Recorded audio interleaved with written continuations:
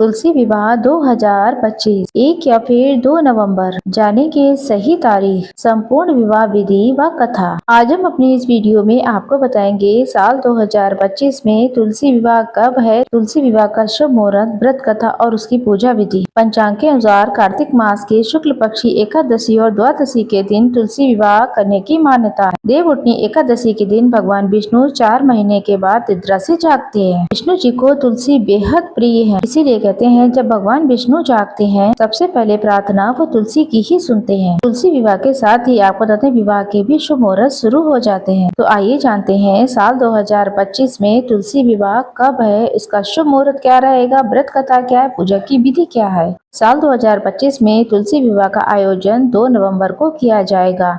द्वादशी तिथि प्रारंभ होगी 2 नवंबर सुबह 7:31 पर। द्वादशी तिथि समाप्त होगी 3 नवंबर सुबह 5:07 पर। 1 नवंबर को देवउठनी एकादशी है। कई जगह पर इस दिन ही तुलसी विवाह करवाने की परंपरा है।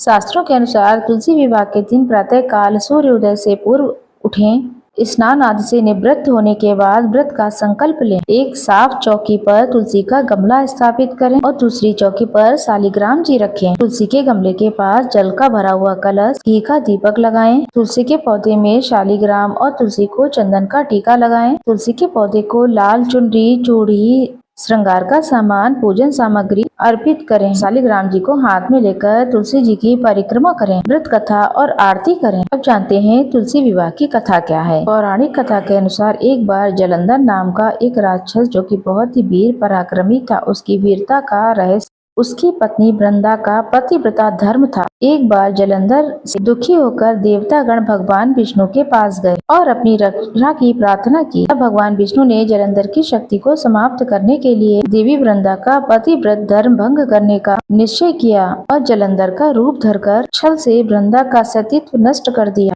जिस कारण जलंधर की शक्ति क्षीण हो गई और वह हार गया। जब वृंदा को भगवान विष्णु के छल के बारे में पता लगा तब उसने भगवान विष्णु को पत्थर बन जाने का श्राप दे दिया। इस घटना के बाद वृंदा सती हो गई। जिस स्थान पर वह भस्म हुई उसी स्थान पर तुलसी का पौधा उत्पन्न हुआ। तब भगवान विष्णु ने वृंदा के पतिव्रता धर्म से प्रसन्न होकर उसे यह वचन दिया, तुम तुलसी बनकर सदा मेरे साथ रहोगी। जो मनुष्य तुम्हारे साथ मेरा विवाह करेगा वह परम धाम को प्राप्त होगा। तभी से विष्णु जी ने एक रूप शालिग्राम के